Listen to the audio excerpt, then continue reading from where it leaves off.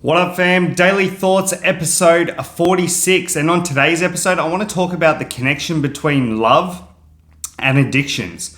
So, love is one of the 6 human needs that at its core, we all need. So, the others are certainty, uncertainty, significance, then obviously love, and the last 2 are contribution and growth. But I just want to talk about this one area of the 6 human needs today, and its connection to addiction. So yeah, let's talk about love. We all know that love is a must for our survival here. I'll give you an example. So a baby cannot survive I'm talking a newborn baby. A newborn baby in its early stages cannot survive without love. If it is neglected, the baby will die. So that is how important love is to us as a species. We all need love in some way, shape, or form. And when we don't get that love, this is the connection to addictions that I'm talking about. So when we don't get that love and that bonding, what happens is we usually look for it somewhere else. And in my case, that was painkillers. In other people's cases, it's I don't know, it's cocaine, it's methamphetamines. In some people's cases, it's food. Some people's cases, it's alcohol. So when we don't get that love and connection from our peers, from people around us, from our family, from our friends, we look for it in other places. And we substitute that love because, especially with drugs, and because we bond to those drugs, and we get that love and connection from the bonds. I'll give you an example of how I know this is true. Well, and how you might know it's true, and why you might have been addicted to certain drugs in the past.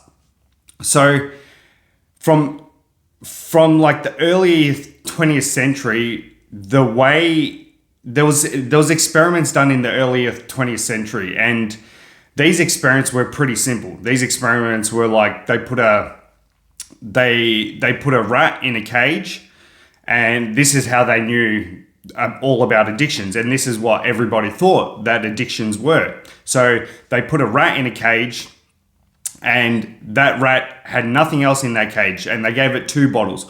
One bottle was just normal water and like hanging down, and the other bottle had it was laced with heroin. So what happened was, this rat was all alone in this cage, isolated all by itself, and what do you think happened? Nearly every time the rat would choose the heroin water over the other water, because it had nothing else in that cage. All it had was to choose from the normal water or the heroin water, and eventually the rat would overdose and die very quickly. So it wasn't until like the 1970s where this doctor, Bruce Alexander from Canada, actually looked at that experiment and go, hang on a second, we're putting this rat in an isolated cage. It has no other options but to take the heroin water.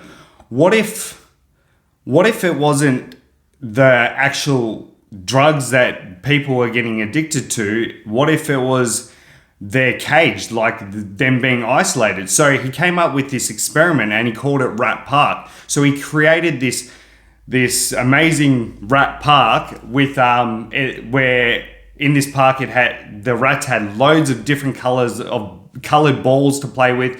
They had other rats in there. They could have loads of sex. They had loads of cheese. They had everything that they wanted. And they also had the 2 bottles of water, the normal water and the heroin water. And what do you think happened?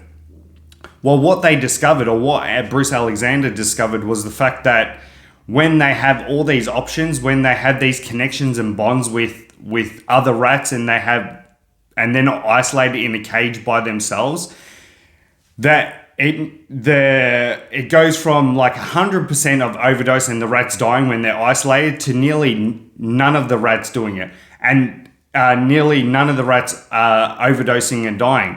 Nearly none of the rats choose the heroin water. They choose the other water because they've got stimulation from other things. They don't need the heroin. And if the rats do choose the heroin water, they only take it for a little time because they've got other options. So it's kind of it's kind of cool. Not cool, but it kind of explains the whole situation and what we thought. We thought we get addicted to the chemical hooks in these drugs, like, right? Especially painkillers or heroin, like they're so addictive because of the chemical hooks in it. But what if it wasn't the chemical hooks? What if it's our adaptation, our surroundings, our bonds, just like that the first experiment, that rat in the isolated cage. What if we have become isolated and then we don't get our bonds and connections? Like, yeah, we might have people around, but we're not getting those bonds and connections from that we really need. So we look for it in the drugs. And I'll go a step further.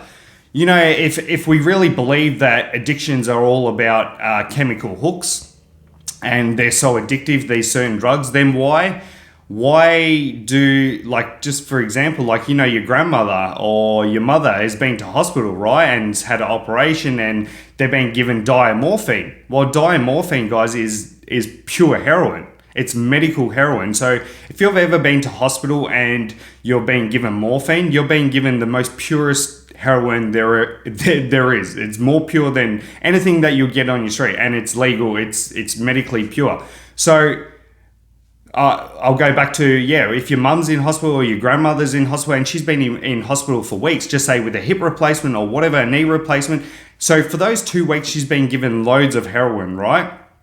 Well, why is it that when they come out of hospital, they're not addicted? They're not coming down from it. They don't turn into junkies and they don't go search for it. So is it really the chemical hooks, or is it our adaptation? Is it our surroundings? Is it our cage and the bonds that we're not getting?